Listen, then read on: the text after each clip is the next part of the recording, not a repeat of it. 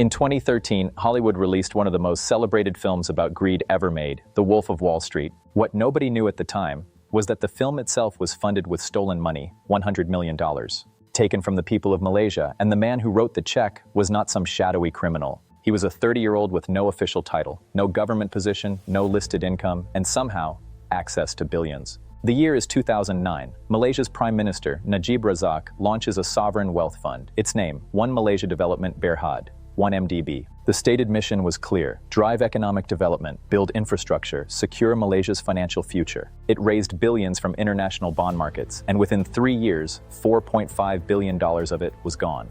Not lost, not misallocated, stolen in what the United States Department of Justice would later call the largest kleptocracy case in American history. Here is how a sovereign wealth fund gets looted. First, you make it appear legitimate. 1MDB raised $6.5 billion through bond sales. Goldman Sachs underwrote every single one. For that service, Goldman collected $600 million in fees, 6 times the industry standard. Nobody asked why.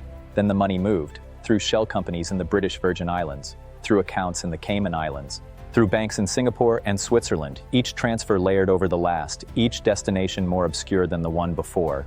By the time anyone looked closely, the trail had crossed at least 6 countries, and the money had already been spent. At the center of this was one man, Joe Low, a Malaysian financier in his late 20s. No elected position, no official role within 1MDB, but he controlled the accounts, he directed the transfers, and he understood that the global financial system has a fundamental flaw. Banks are required to check where money comes from, but once money has moved enough times, it becomes almost impossible to trace. It loses its history, it becomes clean. This is called layering, and Joe Low used it with a precision that experts would call breathtaking. This is not theoretical. Here is what $4.5 billion in stolen public money actually bought: a $250 million super yacht, a penthouse in Manhattan, a private jet, a Picasso painting, a Monet, and $100 million wired directly to Hollywood. That funded The Wolf of Wall Street, a film about financial greed funded by a financial crime. Meanwhile, in Malaysia, the projects were never completed. Now step back, because what made 1MDB possible was not one corrupt official. It was a system. Goldman Sachs charged 6 times the fee and asked no questions. Private banks accepted billions with no documentation. Swiss banks cleared the transfers. Shell companies held the accounts. Not one institution stopped it.